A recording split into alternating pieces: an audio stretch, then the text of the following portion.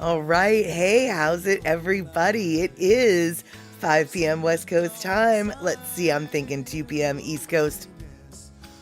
That's not true. 2 p.m. Hawaii time. 8 p.m. on the East Coast. 7 p.m. for our Central Time folk.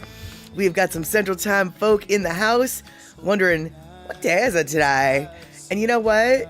You don't have to be retired to wonder, what day is it today? I think it's Sunday.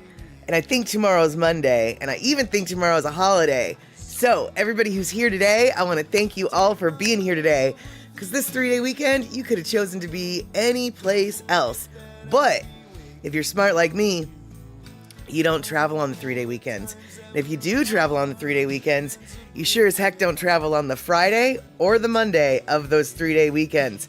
You only travel when people have already traveled and the roads are clear. But instead of traveling on Saturday and Sunday, all y'all hung out last night and we watched a movie called A Man Called Otto. And you're hanging out today where we're going to chat about, I don't know. I've got a couple things to chat about, but for the most part, I don't know. So on that note, let's get the party started.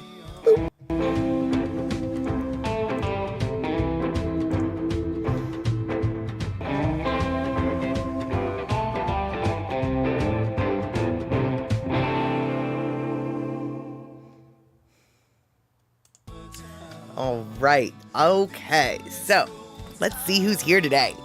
We have got ourselves an Elaine in the house. Puzzy Cat is here as well, which is good because I've got something for Puzzy Cat and we already know what it is, but we'll talk about it in a minute. And then we've got Darlene and we've got Cola T, and let's see here who else.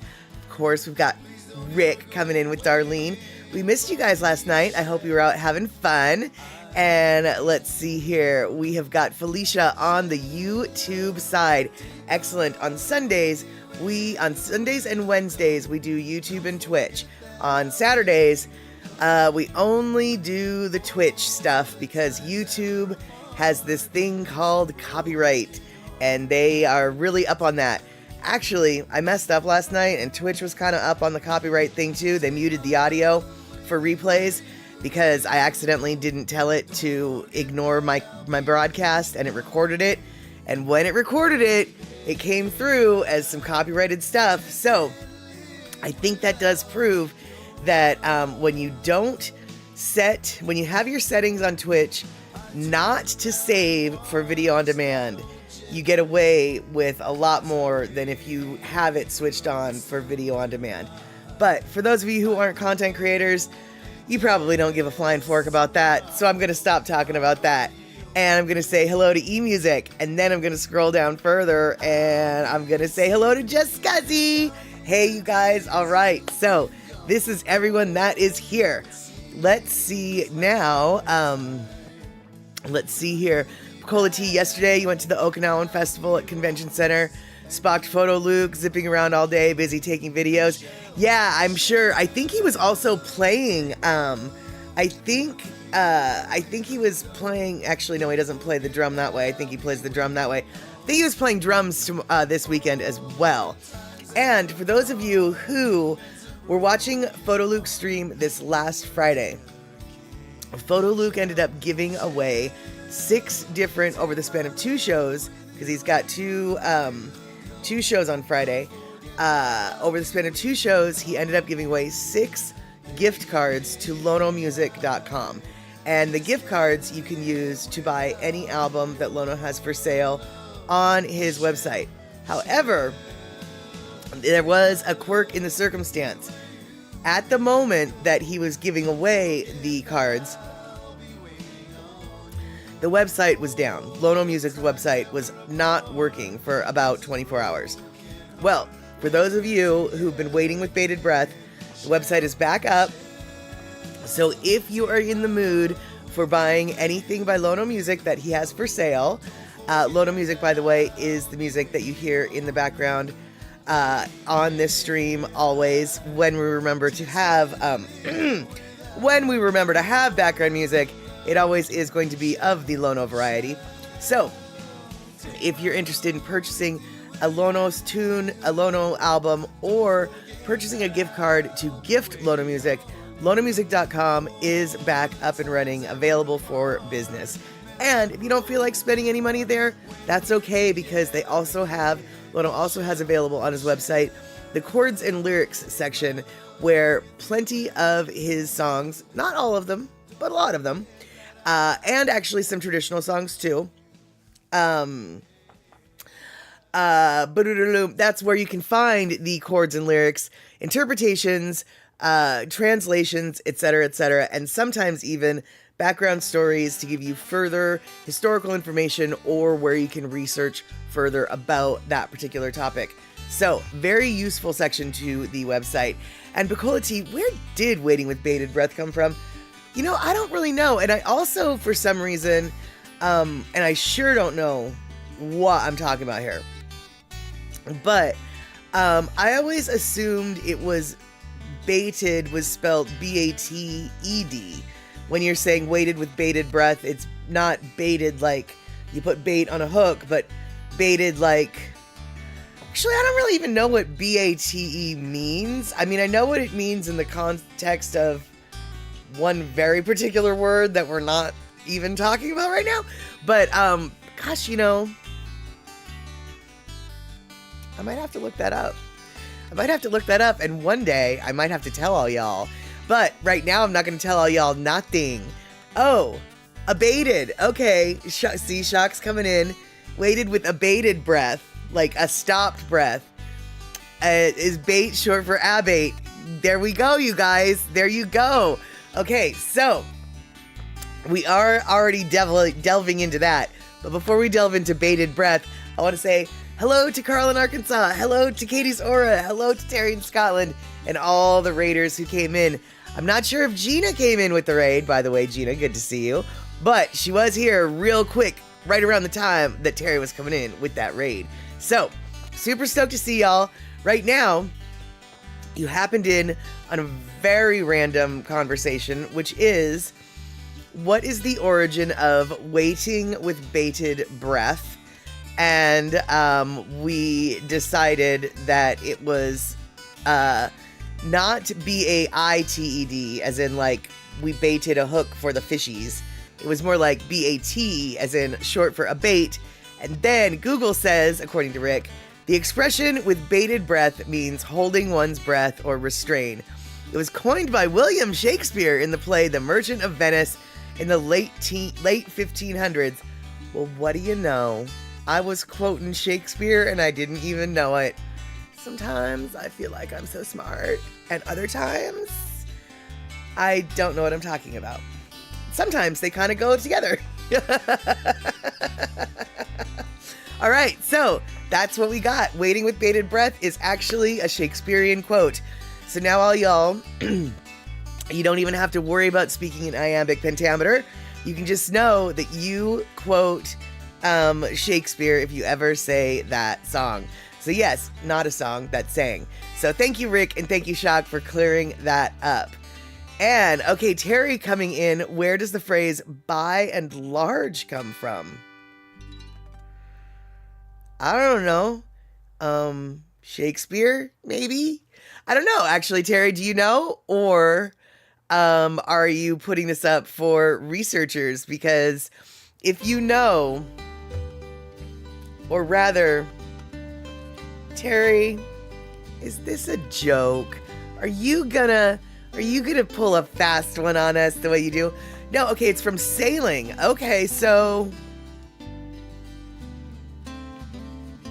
explain to me how. Let's see here. See if I can get. So like by and large. I can only assume that the large means the big sail or something. Oh, no, not at ours. So sailing by the wind, says Terry. Sailing large is directly downwind from the wind. All right, see? Had no idea. All right, there you have it, Rabbit. Live and learn. And Rick says, Google says, from the Longman Dictionary of Contemporary English, by and large is used when making a general statement, i.e., by and large, the new arrangements have worked well. Okay, so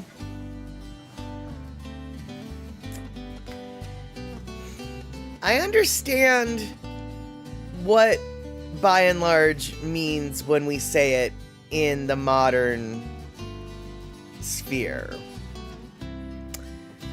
But how did it go from sailing to that? Like, I'm really confused about how that got connected. And then Terry, 3 sheets to the wind is sailing nearly into the wind. 3 sheets to the wind is usually what I say when when someone may or may not have had too much to drink. So yeah, so 3 sheets to the wind is sailing nearly into the wind. Okay, and honestly, I don't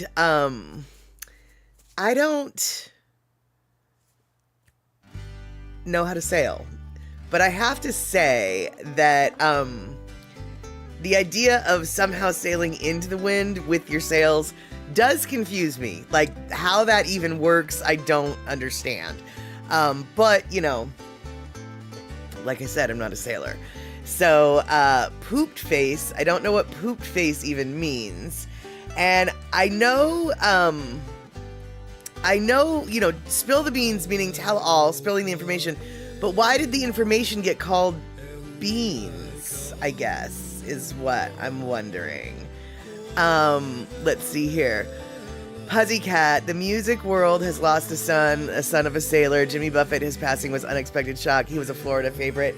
Yeah, he definitely seemed to take everybody by surprise by passing along. But we'll always have his Margaritavilles, as it were. We'll always have his cheeseburgers in paradise. That's right, we will. And let's see here. So when it comes to the beans, though, I'm still confused about how beans turned into the truth. Now, I know what spill the tea means. I know that the T is actually short for truth, spill the truth. So they're not really talking about, spilling the tea. They are talking about spilling the truth. So I understand that, but beans, I don't understand where the beans were coming from. And so let's see here. Okay. Terry, I didn't know that he'd been battling skin cancer for 4 years. Well, I guess for those in the know, it shouldn't have been that much of a shock that he passed away. So let's see here. Okay, Rick, Google once again, of course. There are a few possible explanations for where spill the beans came from. One explanation dates back to ancient Greece, where people would use beans to vote anonymously. White beans were used for positive votes, and for negative votes, black beans or other dark-colored beans were used. These votes were cast in secret, so if someone knocked over the beans in the jar, whether by accident or intentionally, they spilled the beans and revealed the results of the votes prematurely. Okay. Whether or not that's true, I don't know, but that's a really good story, and that totally makes sense. That actually sort of correlates with what later became known as blackballed, where, when you're joining like a secret society or whatever, and the people whose society of which you are joining, they vote, they do a secret vote, and they have a white marble and a black marble. And if they want you in their club, you put the white marble in. And if they don't want you in their club, you put the black marble in. And all it takes is one black marble, and you're not in. And so that means you're blackballed. And so the beans correlate with that. So I'm gonna, in my world, I'm gonna say that makes sense, right? Right. And so, yes, exactly. Black beaned. They were black beaned. So, okay, Katie Zora, you can totally see my logic as well.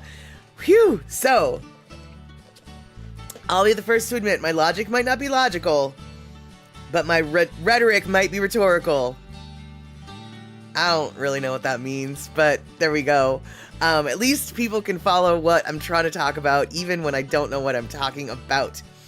And, yes, Rick and Google are always right. That is right, Terry, except for when you come in with even more truth, or when Shot comes in with more truth. So, speaking of truth, you guys, check this out. I had no idea, and this really isn't true. I mean, it is true. This is what I'm about to talk about is totally true, actually. You know what? No, we're not going to talk about that. I'm going to get sidetracked. So, Puzzycat, you're here, right? Right, Puzzycat, you're here? Okay, so, because Puzzycat always wants to make sure that he's okay, he has been spotted several times. My little Leo kitty has been spotted several times in the last week. This was when I came home from the,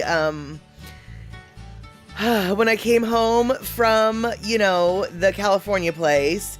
And then this was just the other day when I came home from work. And he was just like, whoa, I didn't expect you here. And I was like, whoa, I didn't expect you here.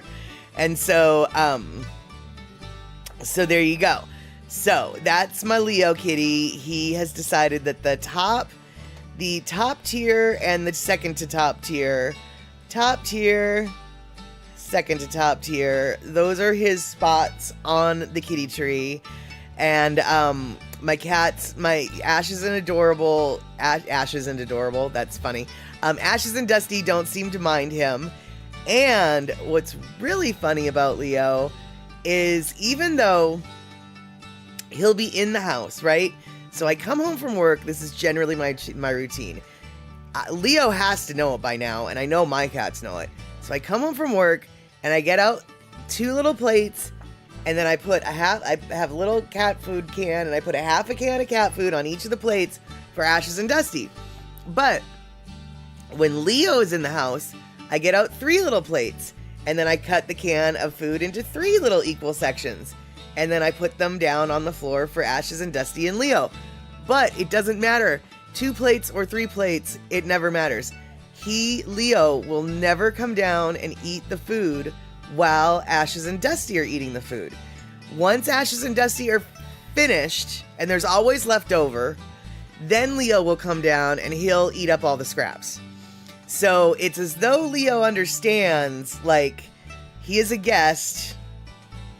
He is not the first tier priority. He understands that he is, I don't know how kitty structures work, but Leo, Ashes, and Dusty have definitely figured out how to make everything work. Yes, Leo's very respectful. He is very, very respectful, and he's very cute. And so let's see here. So Cola Tea and Chalk talking about a book of Ash, which is a very long book, apparently. And Darlene, yes, I am caught up and refreshed from all the travels and emceeing. However, I will admit, there is this like post-road lull, depression perhaps, that hit me last week. It was like, oh, I just manage a tax office. That's all I do is just manage a tax, work in an office. Oh, this isn't fun. There's nothing about working in an office that's fun. So I will admit I did have a little bit of a low point earlier this week. The getting home lull, as it were. Yeah, and it was super fun, but I guess real life real life gets in the way of having fun sometimes. And let's see here.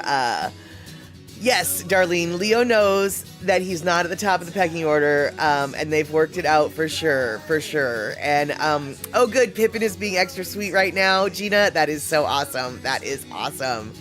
And,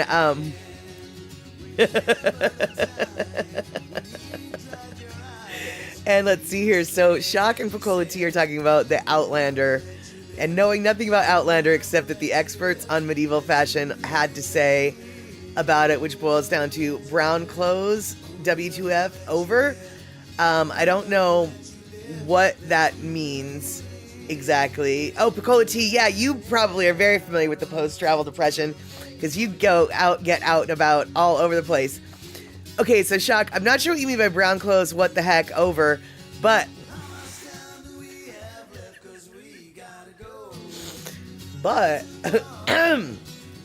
what I can tell you is for the longest time, I thought that the Highlander and the Outlander were the same show. And so, it led to a lot of very confusing conversations. So, yeah.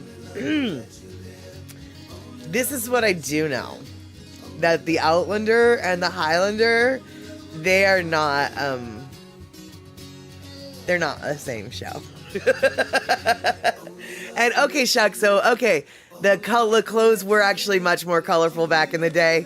And right, there can be only one. I was trying to make a there can be only one joke about the Outlander, and the people were just not getting it, and I thought that they were like really stupid, and then finally somebody was like, are you confusing the Outlander with the Highlander? And suddenly I was like, oh.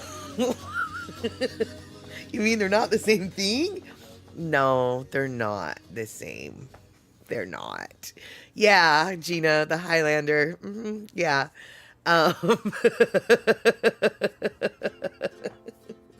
Oops. And let's see here. Terry, I read a good article about the cochineal. I don't know how to say that word. From Mexico. It's a vivid red dye made from insects raised on cactus. Nice. You know, red dyes, obviously, if you can make them out of the insects, super awesome. But I know that a lot of red dyes are, you know, super hard to maintain the red because they kind of end up brown. Like the natural reds end up turning brown. And so that's really cool that that at least Mexico had a good red dye that was actually red. I wonder if it was worth a lot of money, because I remember reading about how difficult it is for red dye to remain red even when you think it's going to. It'll either tend to pink or it'll tend to brown, but it never stays red. Let's see here. Pacola T. Oh, poor little bugs crushed up in the name of fashion. You know, I feel like, yeah, Terry was highly priced for upper class Spaniards. I bet you it was probably really expensive.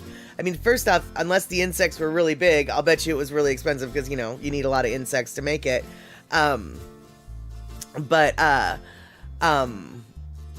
yeah, it makes sense that, you know, only the rich people could have it.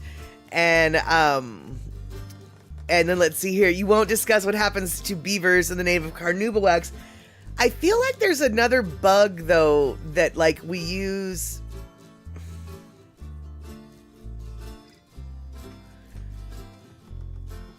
I feel like there's another. Okay, there we go. Yeah, okay, castoreum, not carnauba. Right. And isn't the castoreum, like, isn't that like an artificial flavor or scent? Like, isn't castoreum like artificial vanilla scent or something? Even though it's like the anal glands of the beaver? Like, what is castoreum, Shock? Because I can't remember. I can't remember what it does, but I remember, like, there's. I want to say it has something to do with candy. I want to, yeah, but what does it do? I know it's a secretion from glands near beavers. Yeah, I know, but what do we use it for? Okay, it's a candy coating. That's okay. So all right. So I wasn't lying. It had something to do with candy. There we go. Something to do with candy. Yes. So it makes our candy shiny. And you guys, we did not plan this conversation. I hope you guys know that we did not plan this conversation at all. But speaking of candy, this is something I actually had set up for today. Let's see here. Terry in Scotland. We use it to mark our territory. It keeps the neighbors away. Well, we use it in America to keep our candy shiny. And speaking of candy, I don't know if this has got any castoreum on it, but boop. So this is a piece of candy that I noticed when I was in the store just last night. Now, let's see here. I was walking through the little candy aisle, and I noticed for the very first time that the Idaho Spud was made by the Owyhee Candy Company. And for those of you who don't know, Owyhee is actually how they used to spell Hawaii. So you see that weird word that starts with an O? It's in the red letters. The Owyhee Candy Company. Did you guys know that that is how Hawaii used to be spelled? And not only is it a candy company in Idaho. Now you guys know, you had to know this was coming. It's actually a county in Idaho as well. And so this is a little snapshot of Idaho, a part of a map of Idaho. And the area that is outlined in red is Owyhee County. And it's just west of Boise. And Boise is where the Owyhee Candy Chocolates and Idaho Candy Company exists. And this particular building was built in like 1909, and it's still making the candies that the company produces to this day. So we've got and basically the best known candy that they've got is the Idaho Spud. And quite honestly, even though I have never had an Idaho Spud, I have seen this chocolate bar my whole entire life, and I truly had no idea what it was. And Pussycat, no, it is not a potato flavored candy.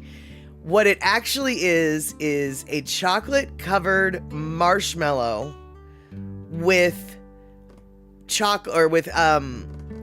coconut flakes over it. So how and why it's got the name Idaho Spud, I cannot answer that question. But I can tell you that chocolate dipped potato chips are delicious, and I would very happily eat some right now. But Terry in Scotland is coming in with Owyhee, or Owyhee, is an older English spelling of Hawaii used in the late 18th, early 19th centuries. It's found in the name of certain locations in the Americas, part of the Pacific Northwest, which were explored and mapped by exhibitions whose members included the native Hawaiians. That is exactly true. That is exactly true. And there's an Owyhee River, and there's actually a town in Nevada called Owyhee.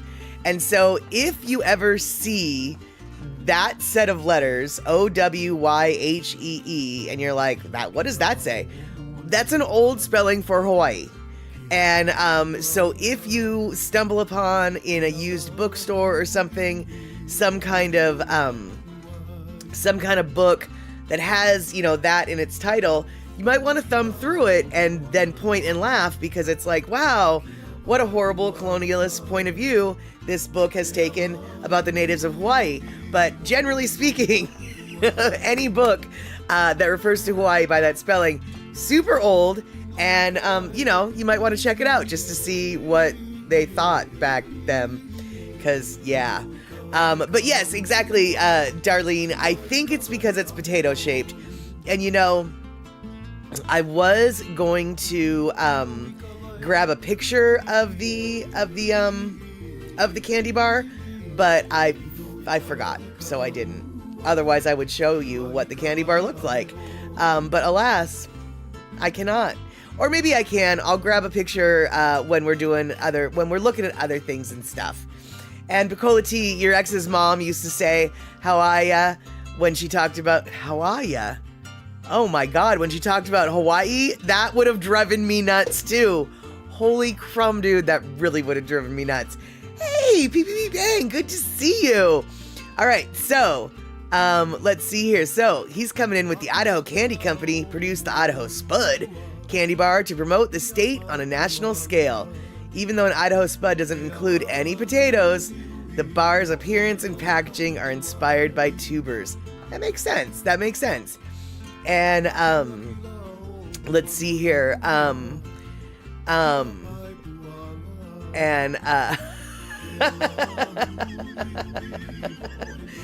Shock, clearly in a mood. There's little more than that period of England's opinions about anyone who wasn't English, or even some of the English. Little more annoying, infuriating, supercilious witches. Only it's not witches, but I'm gonna say witches. Yeah, those English types back in the day were, they did spend an awful lot of time looking down their nose at other folks. Kind of makes you wonder how they didn't drown when it rained. Yeah, batteries, that's it. It's batteries. It doesn't rhyme with itches? Oh, then I don't know what it was. I don't think it was batteries, but but we'll call them melon farmers. How about that?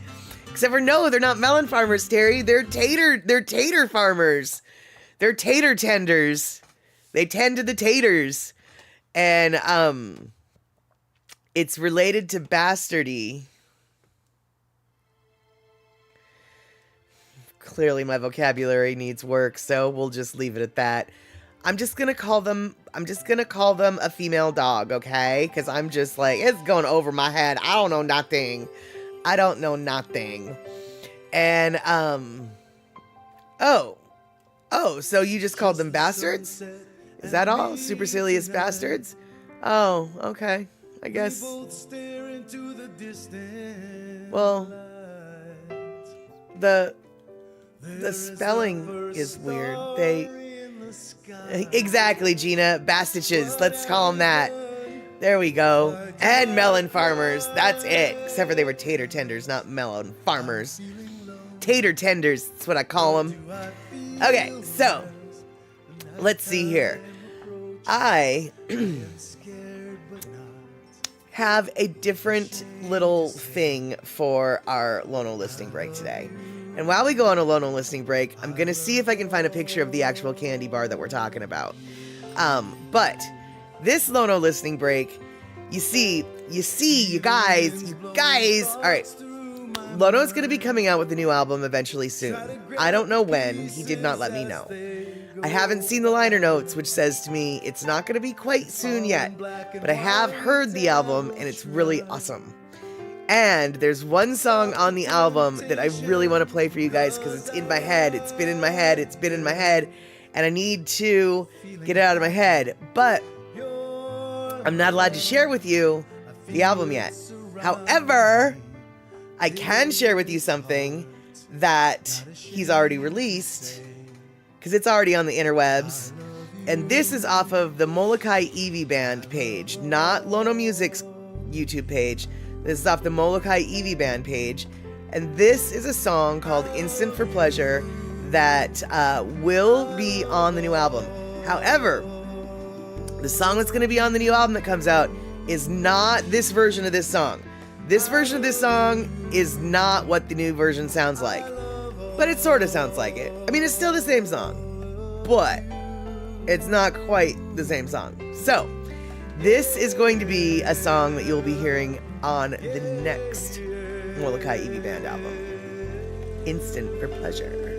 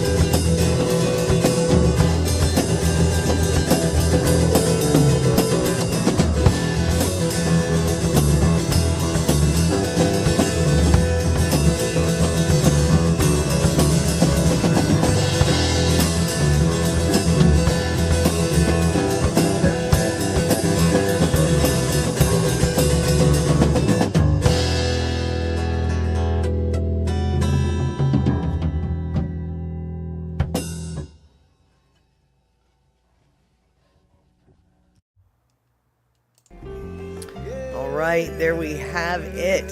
So that is just a sneak peek of what is going to be coming out on the latest Molokai Iwi Band that eventually will be released. Not quite sure when, but I'm thinking soon, because they do have the recording and the mixing done. It's really just the final touches, I think, that they're waiting for. And that doesn't mean that that's all that's going to be new this year from Lono. What it does mean is he's got 2 of the 4 albums that he's going to release, maybe even 5, but for sure 4. So half of the projects are taken care of, just not in the public hands yet.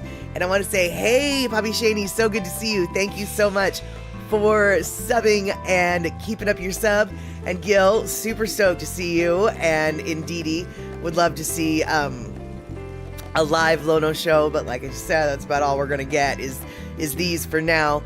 I do know that the chances of seeing a Lono show live basically are slim to none. You're gonna have to luck into it the way Piccola T did. He has no plans to go on tour. For the most part, it sounds like any show that he would agree to play to would require that he would be able to sleep in his own bed that night.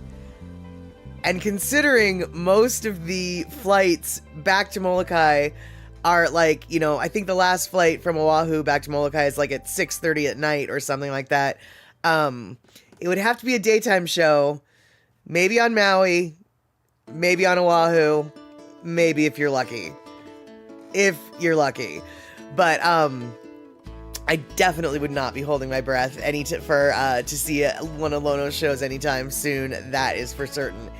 Now, that particular song, Instant for Pleasure, it is similar enough in the new version as that one.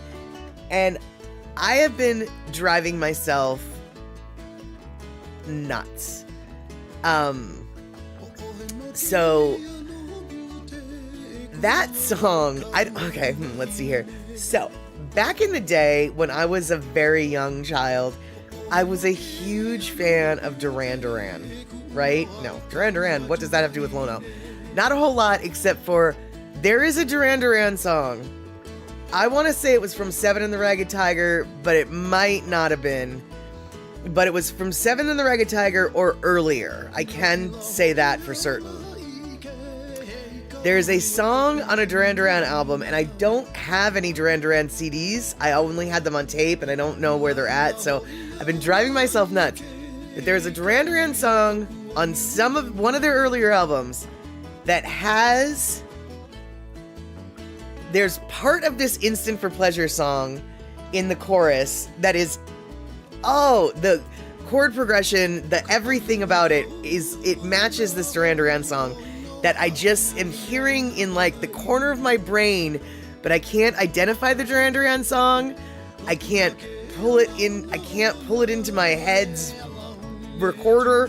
I can't, so, and I know this is a very long shot, but if anyone out there is a Duran Duran fan, and you know which flippin' song I'm talking about, please help me. Because for the past week, I have kind of been going nuts, and I've been randomly listening to Duran Duran songs from that era to try to piece it together, but it's just, I just haven't found it yet. So I'm putting out this plea. If anyone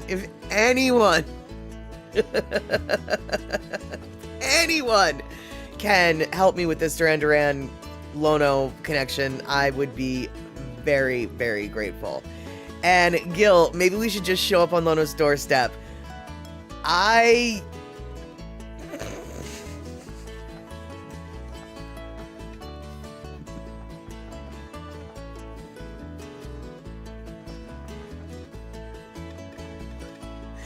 don't think that's a good idea. I don't think that's a good idea. And Gina, no, the tune is similar to the piece of the tune in the Duran Duran song is very similar to the piece of the tune in the Lono song. And no, I can't remember the lyrics. They're like floating in the back of my mind, just out of reach. That's the problem. If I could remember the lyrics, I actually have a Duran Duran lyric book from that era. So if I remembered the lyrics, I could actually go through that book.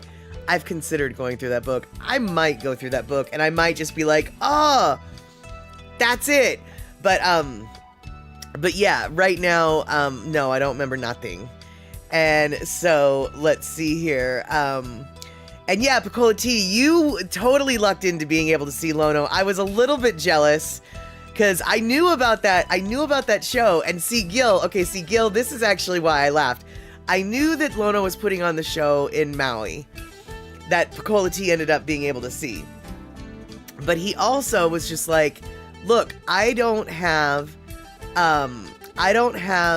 enough time to meet all the Hamajangers. I'm going home right after the show, blah, blah, blah, blah, blah. So don't tell anybody that I'm having this show. And so I didn't tell anybody. But then Piccola T found out about it, and I was like, gall dang it, if she gets to see him, I'm so jealous, I wish I could see him. But she stumbled upon the show thanks to Kenny Roberts. I didn't break any rules. And yeah, she almost didn't get to see him, but she did. And Piccola T, was there cannabis involved when I listened to Duran Duran? No. I did not start smoking cannabis until I was 14, and the ripe old age of 14. And I probably stopped being obsessed with Duran Duran when I was like 12 or 13. So no, those two eras did not actually coincide. And Gil, we can stand outside and chant in one voice, Lono, Lono, Lono, Lono. Oh, good God. I think if that happened, he'd probably send out his wife or whatever she is, girlfriend, and she would probably have a weapon of some sort. And she would chase them off of our property. And then after that, the drummer for Iwi Band would probably come chasing us off to their property too, because they kind of live near each other. So, yeah, I don't think that's a good idea. I don't think that's a good idea at all. Lono doesn't get out of the house very often. That much I do know, because like the one time that I was actually talking on the phone with him and he was out in public, he got stopped probably like every 45 seconds, and I could overhear, what he was saying to the people. And virtually every single person that saw him was like, oh my God, where have you been? I haven't seen you for months. Oh my God, where have you been? I haven't seen you for months. Oh my God, where have you been? I haven't seen you for months. Because basically he hadn't left his house for months. Or when he did leave the house, he would go like straight to the studio and then back to the house. He's a hermit. He is in full-on retirement, hermit mode, doesn't want to deal with a lot of people. That much I do know. Exactly, Darlene. I don't think he would like that at all. No, I know he would not like that at all. To a degree that it makes me giggle. Yes, he's a very, very private individual. In fact, the fact that I told you that he went outside and people talked to him is probably information that he didn't want to get out, even though it's like, dude, you went outside, people talked to you, it's really no big deal.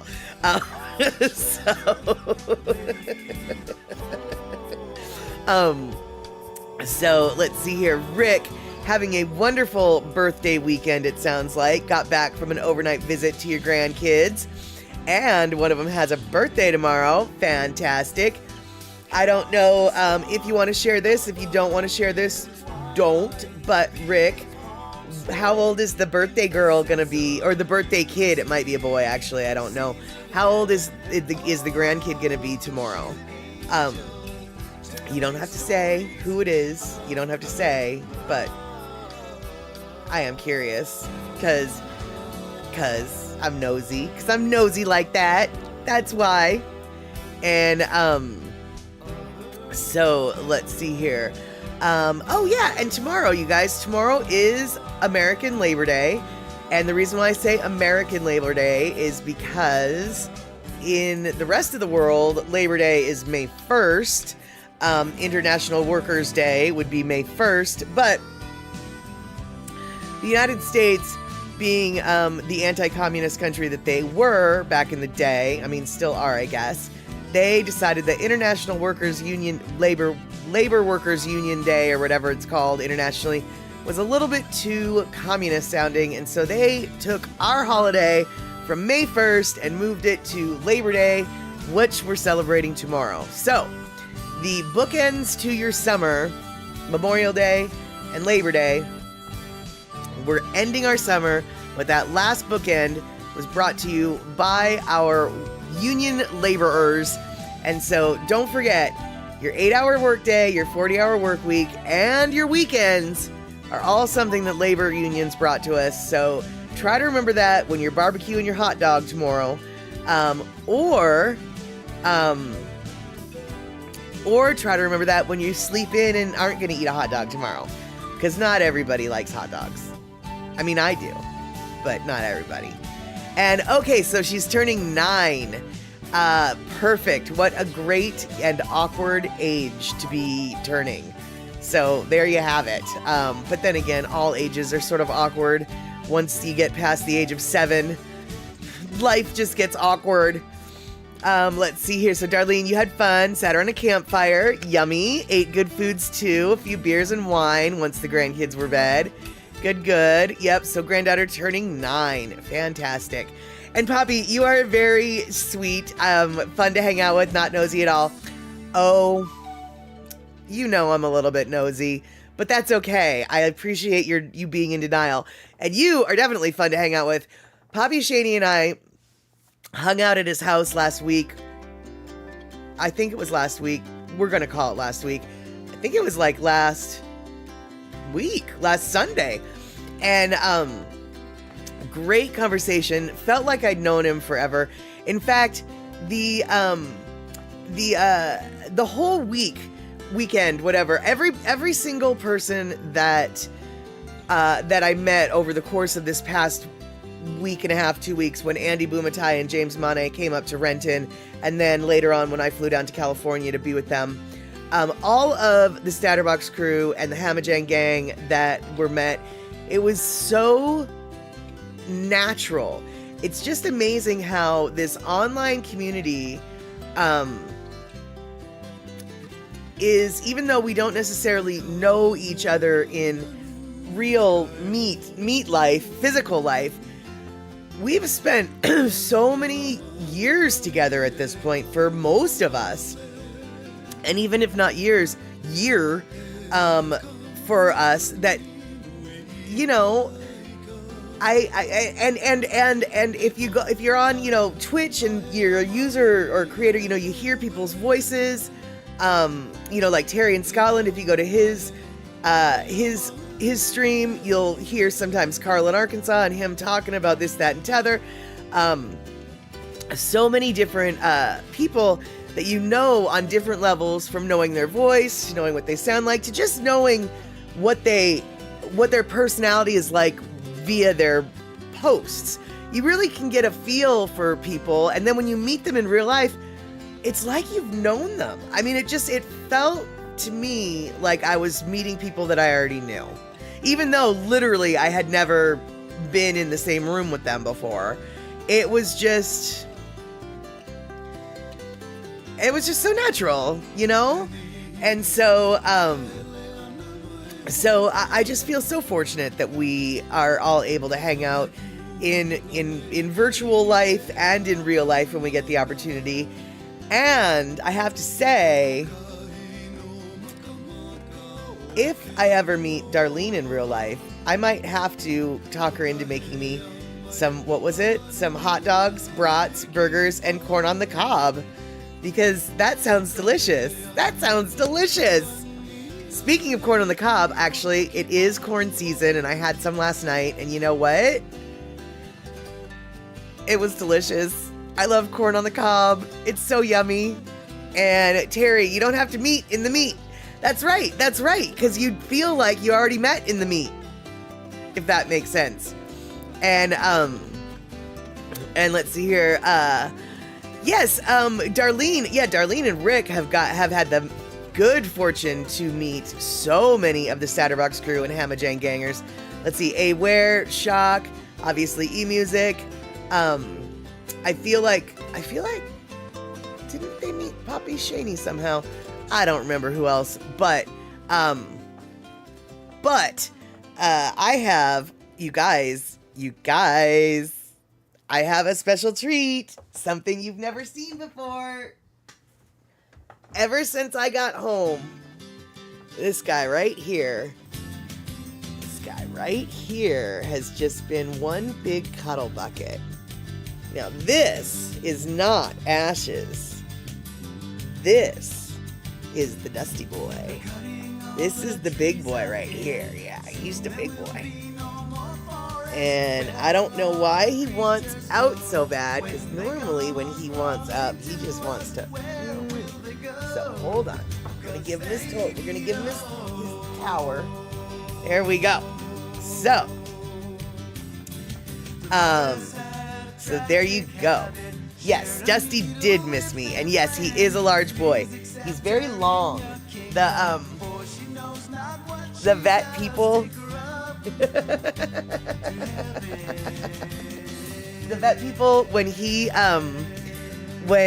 injured his front arm, his forearm, they had to soak it because he had some infected tissue, but they had a really hard time finding a canister long enough for him to fit his whole arm in, because his arm was too long.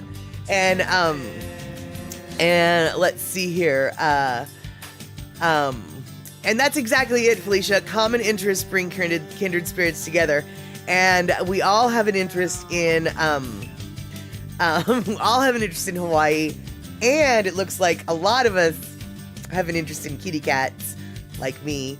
And Poppy Shaney, oh mom, you're always stretching me out to show your friends how long I am. That's exactly it, Poppy Shaney. That's exactly it. And PP Bang, your friend has quite a large Maine Coon. Nice.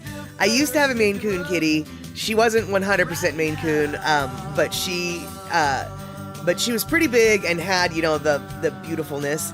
And she was the queen of the house, actually. She ruled the roost, but she has since passed away, and so now Ashes and Dusty, they both rule the roost equally, although I dare say Ashes probably rules the roost a little bit more. And I only say that because she's the one who has the ferociousness to keep the raccoons out of the house, whereas Dusty just sits there wide-eyed like, I don't really know what to do. Whereas Ashes is just like, I know what to do. You get in their face with your claws out and go hiss, hiss, meow, meow, and you chase them off. And so then he just watches his tiny little sister chase off the big, scary raccoon. And, let's see here. Oh, you spotted a mountain lion in the area, Gil Soto. Yeah, I don't like that. I mean, I love mountain lions, but I don't need to see them near where I live. I have enough problems with coyotes. So, I mean, actually, we don't have problems with coyotes where I live, but literally like 2 blocks away on the other side of the freeway, they've got coyotes like nobody's business. Why the coyotes don't cross over to my neighborhood, I don't know. They must have enough good eating where they're at. But it's very strange. Once you cross over the freeway at night, you can literally just look in the woods that line the roads and you see their glowing little eyes. Like, something's in that woods, and I can only assume it's the coyotes. I mean, so they're plentiful enough. I mean, you see them, and but you know, they don't cross the road, and yeah, exactly, Gil. I'm sure with the extreme weather, she was looking for anything to eat and maybe even some water. Picola T, coyotes stay away from, I don't know what the G is that you were gonna say, but dude, in West Seattle, coyotes were completely brazen.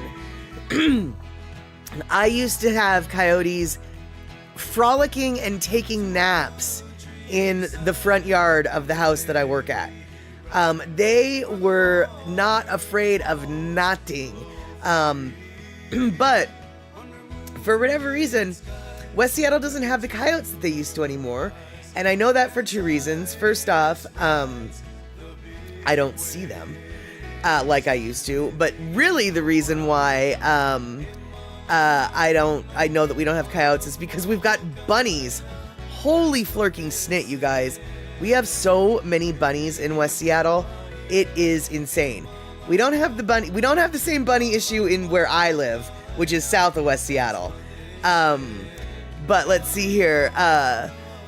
Oh, Picola T, coyotes stay away from highways because roadrunners have tricked them too many times.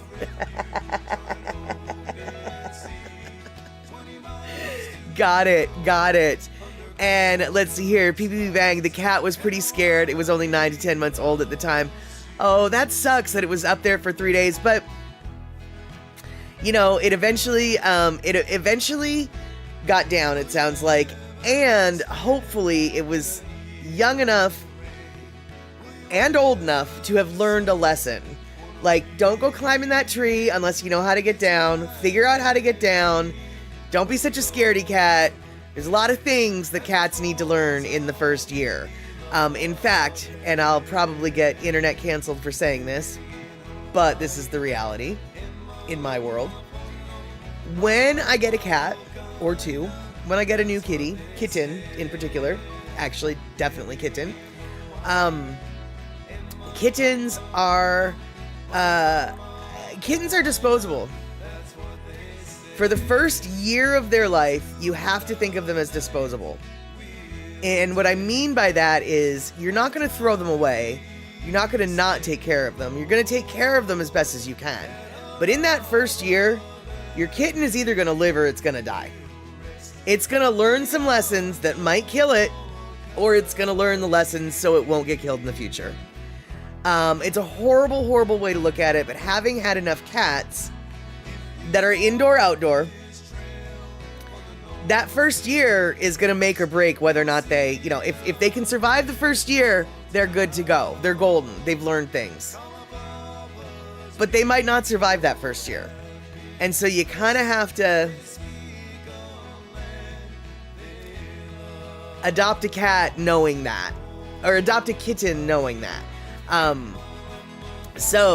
As I said, you know, I might get canceled for this, but as far as I'm concerned, kittens are a little bit disposable. In that first year, they might not come back to your house, and you're never gonna know what happened to them. They just might. And so let's see here. You probably let your dog out for a morning leak, and the cat got scared. You have a German Shepherd. Yep. Well, you know, PP Bang, your neighbor's cat's gonna have to learn to learn that your dog is who your dog is, and you know, it's part of that learning curve in that first year for the kitten. I mean, 9 months, 10 months, you think that they're old enough, but no, they're still stupid. They're still really stupid, which is why you love them. And dogs at 9 or 10 months also equally stupid. In fact, maybe more so. And Andre, you saw a bunny leaving your Burien Airbnb. It was a bit of a surprise, especially early in the morning. Okay, now Andre, I have a question. Because all of the bunnies that I see in Burien are the larger domesticated bunnies that have been presumably let free. So was this a larger, like looking like a pet bunny? Or was this one of the tinier native bunnies that are like, they really don't get very big and they're kind of hard to see because they're brown and gray and they blend in. So was it a tiny little camouflage bunny? Or was it a pet bunny? Because Burien has a fork ton of pet bunnies that run wild. So I don't know. I don't know what's up with that. So I'm just wondering which kind you saw. And okay, you think it was a tinier bunny with glowing eyes and the headlights. Got it. Okay.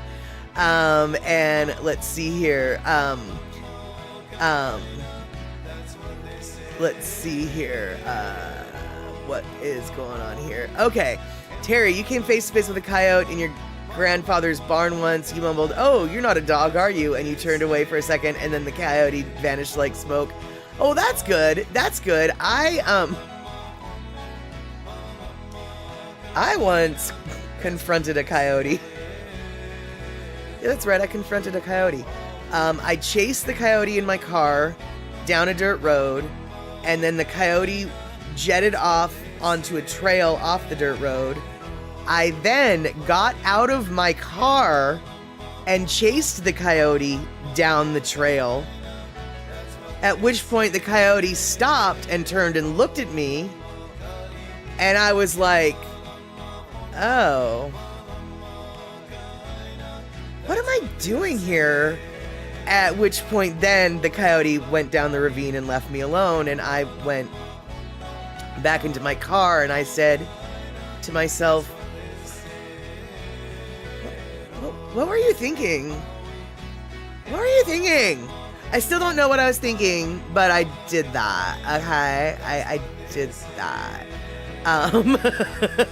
And yes, Darlene, exactly. A loner coyote will usually run, but groups are absolutely more bold. But still, when it's a lone coyote and you chase it down the trail, you kind of have to wonder what it is you're doing. Didn't Rick do something like that? Like chase a wolf down the trail, and then he was like, wait, what am I doing? See, that's why Rick and I don't ever need to hang out together in the woods, because it's just like, whoa, dude, was that Bigfoot? Let's go chase Bigfoot.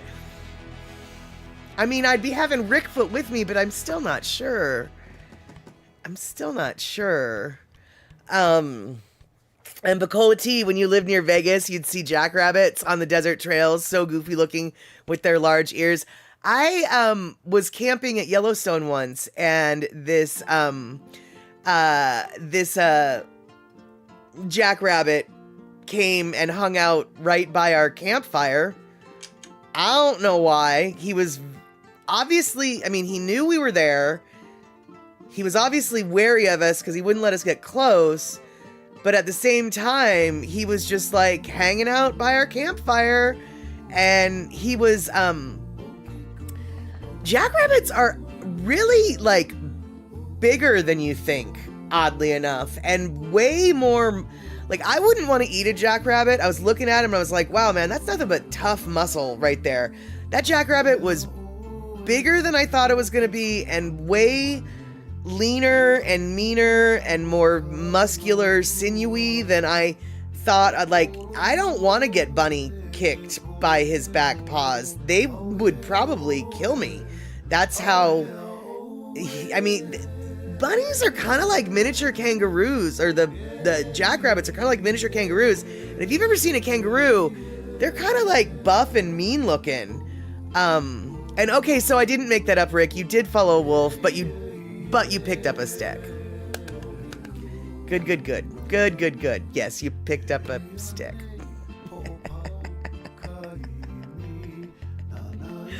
And, yeah. Okay. Let's see here. What else do we have? And,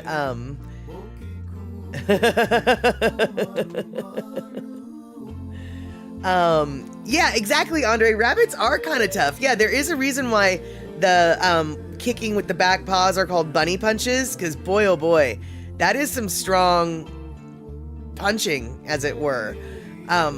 So, okay, cool. So, Pecola T, jackrabbits are the James Monet of the rabbit world. Yes, totally. I mean, they are very, very big. And then another thing, when I was in the desert areas, and I know it's just like, it's in the name, why are you so surprised? I was really surprised when I saw roadrunners. They run on the road, you guys. They really don't like to, I mean, I don't know, maybe they fly, but they don't really seem to like to fly. They literally run, and they run on the road. I saw so many roadrunners running along the road when I was in the Southwest. And like I said, I don't know why it surprised me to see roadrunners running on the road, yet I was very surprised that roadrunners run on the road. I'm smart like that. I don't connect dots. Another time I didn't connect dots. Mitchie Mama, what's a roadrunner? Oh, well, you know, in the cartoons, you know, with the coyote and that bird, the roadrunner. Well, the roadrunner is actually a real life bird in the desert. It's a bird, and it runs on the road, and pretty fast. And no, they didn't go meep meep that I heard. I was in my car, but yeah, no, it was like they're a bird and they run on the road. It's the strangest, it's the strangest thing, isn't it? Yeah, and yeah, they are kind of cool to watch, Carl, in Arkansas. Totally. Okay, so they're just under a foot tall, long, skinny legs, crown. Exactly. And roadrunners, of all things, run on the road. And I'm going to chalk that one up to the same kind of intellectual fortitude that I have, that I had in this other situation. And I think I've told you about it before, but I'm going to tell you again. So, when I was 14, I got to go to England. It was great. Went to England. It was neat. Got to go all over England. Saw England. Scotland. Saw Wales. Did not see Ireland, but I saw the UK, most of it. So, later on in my life, I go visit my sister in Providence, Rhode Island. And we're driving around Rhode Island, in Massachusetts, and I am amazed at the old architecture, because the East Coast and the West Coast are very different places when it comes to the buildings, how their towns are laid out, the whole nine. And on the East Coast, it is not uncommon to see a building that was built in 1690 or whatever, right? So I'm looking at all this old architecture, and I literally turn to my sister and I say, in all seriousness, whoa, dude, this place really reminds me of England, man. I mean, it's like a new England.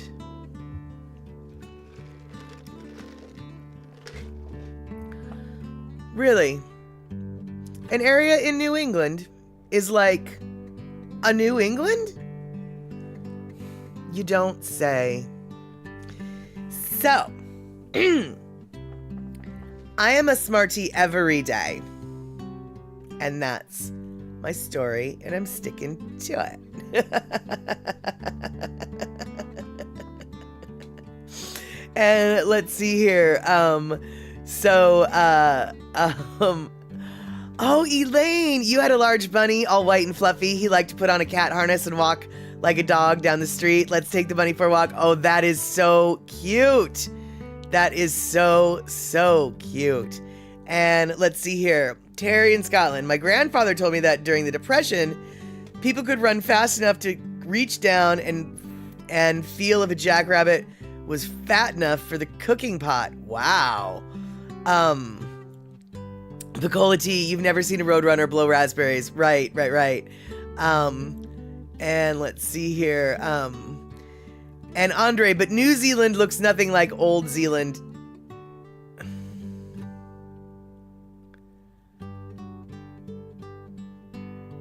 Yeah, man, like, what is Zealand? Where is Old Zealand? No, I know, no, it's a bad joke, Andre, but at the same time, it's not a bad joke. It's, like,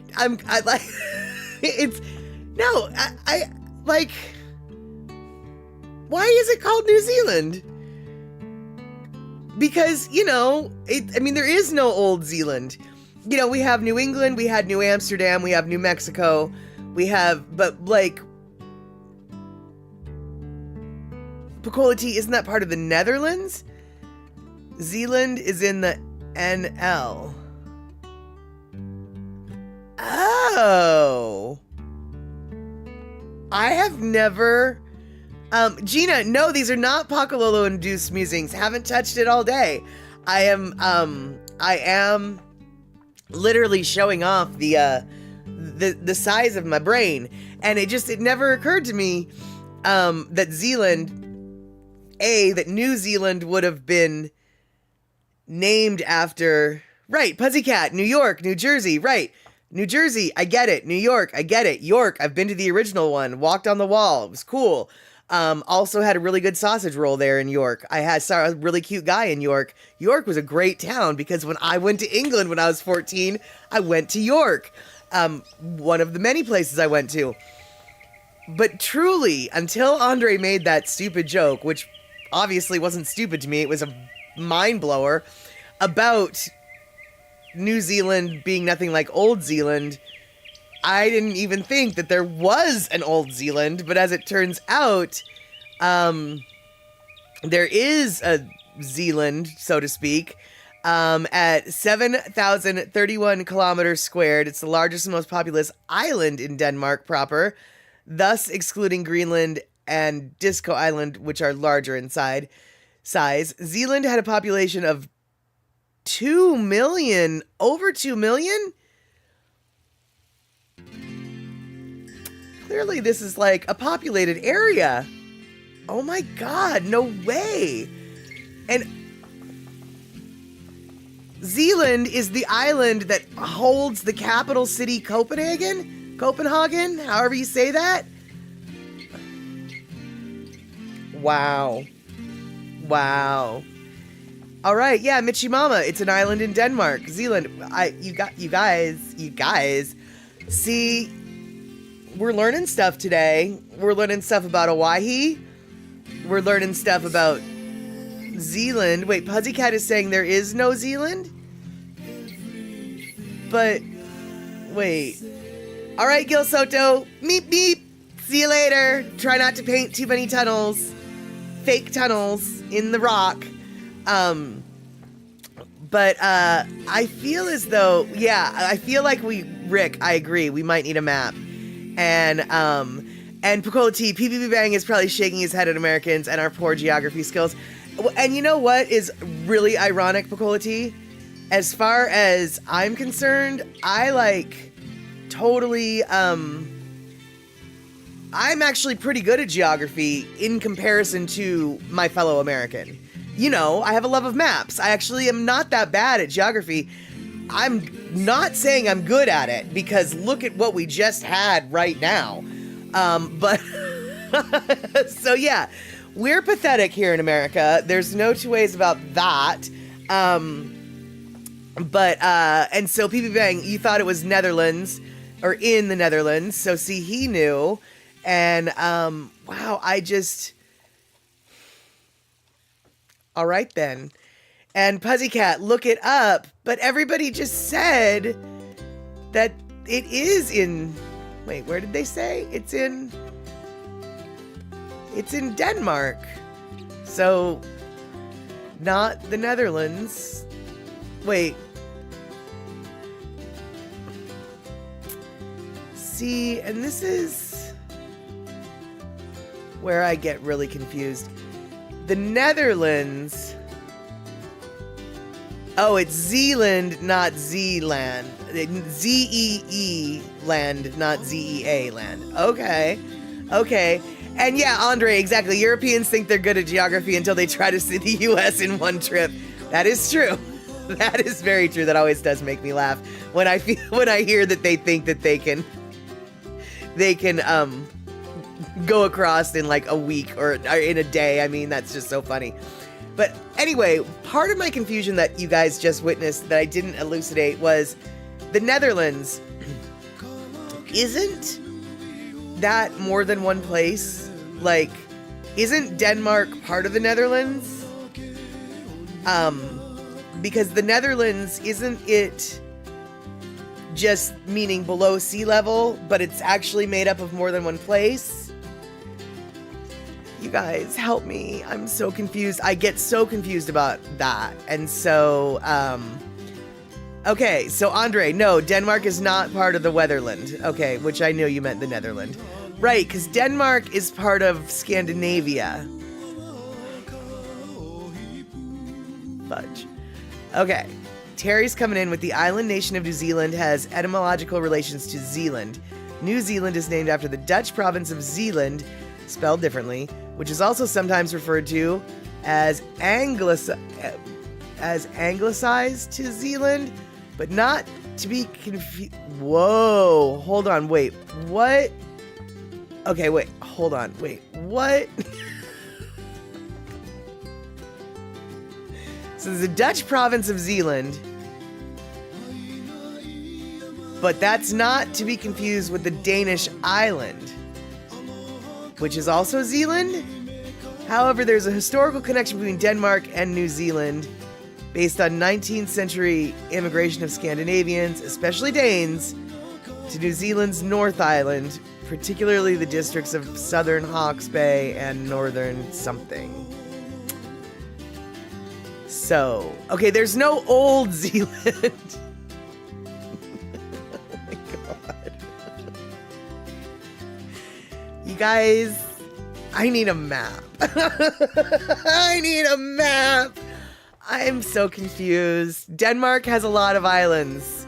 Yeah, that makes sense. They were full of Vikings, so they had ships, so there would be islands. All right, so you guys, we have 2 minutes left, and I'm just gonna, my mind is blown. I'm confused. I don't know where to turn. And Finland has 180,000 islands.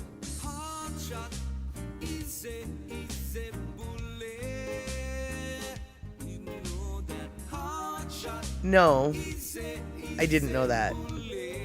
But Sweden and Norway have even more. I'm not surprised that Norway has more. I'm kind of surprised that Sweden has more because Sweden doesn't have a lot of coastline, do they? I thought Norway took up a lot of Sweden's coastline. I'm going to have to go look at a map. Yeah, Picola T, I think we all know that Saturn's going to go look at a map after this. I'm going to go look at a bunch of maps, actually. And, yeah, I'm...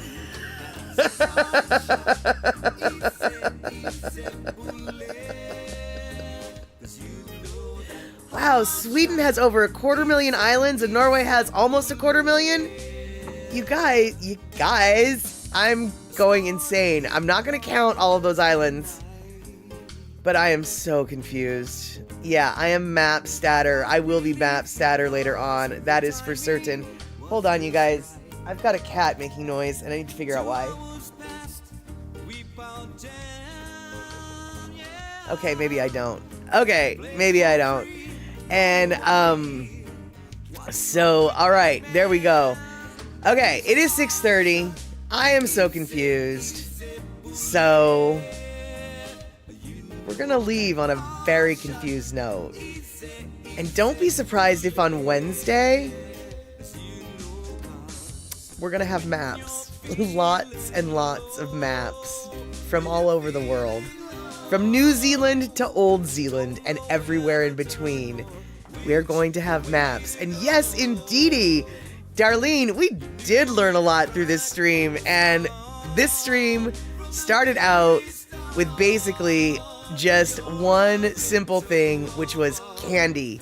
And actually, speaking of candy, all right, we're going to close it with this. This is what we're going to close it with. All y'all want to know? That is what the Idaho Spud looks like. So it doesn't really look like a spud once you take it out of the package. But that is what an Idaho Spud looks like. I got this while we were on our Lono listening break. So we've got marshmallow, chocolate-coated marshmallow with coconut on top. So it's a frosty tater, I guess.